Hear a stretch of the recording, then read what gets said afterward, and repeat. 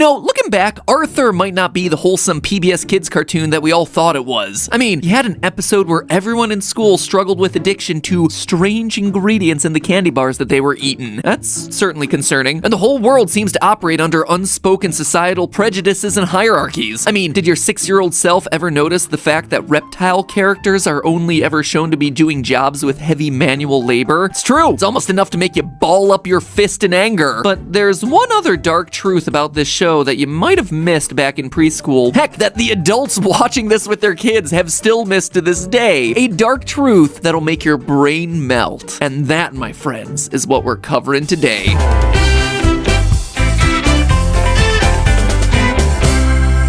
Hello, Internet! Welcome to Film Theory, the show that has an original point of view, just like everyone that you meet when you're walking down the street. Here's a question for you. What's the longest running American cartoon? If you said The Simpsons, well, you probably also watched our King of the Hill episode, and you're right, congratulations. But you know what the second longest running cartoon in America is? It's our buddy, Arthur the Aardvark, who's been growing up while learning family-friendly lessons on our TV screens since 1996. This would be the part where I say only 90s kids will remember, but after 22 seasons, Arthur is still on the air. It's wild that my son can grow up watching the same shows that were on TV when I was a kid. And I'm glad that Arthur never left, because every kid ought to grow up in a world where we can learn to work and play and get along with each other. Arthur's also one of those shows that's great to go back to as an adult, because a lot of the jokes were totally put in there for the parents who had to watch whatever their kids were watching. And if you were a kid, well, you probably missed a lot of those references the first time around. Sorry, Sue Ellen. It's a brother and sister race. Maybe there's a contest for lonely children after this. It's only children, DW. A lonely child is what you're gonna be when I sell you. Holy jeez, Arthur! When you sell your sister? What am I gonna do? Run away. Literally. Join the circus. My mom knows a good plastic surgeon. But there's another thing that you might have missed when watching Arthur as a kid. Something that's not so bright and cheery. It may be a wonderful kind of day, but we wouldn't be Film Theory if we weren't willing to ruin those wholesome childhood memories by exposing the dark and tragic truths behind them. Now, if you're somehow one of the people who didn't grow up watching this PBS classic as a kid, Arthur is a show about an aardvark named Arthur and his sister DW as they go to school with their friends, including a rabbit named Buster, a monkey named Francine, a bulldog named Binky, a bear named The Brain. Everyone in the world is an animal, in case you missed the pattern. And, that's pretty much what you need to know. In typical kids show fashion, they learn life lessons, they shade each other. You know how Polylocket works? That's where you keep your most special, important thing. I figured you'd want to put this in there. No, thanks. I'm gonna put in a picture of my cat. Oh. And they burn the spelling of aardvark into your brain so completely that literal decades after you watch that one episode, you still hear it in your mind. A-A-R-D-V-A-R-K. A-A-R-D-V-A-R-K.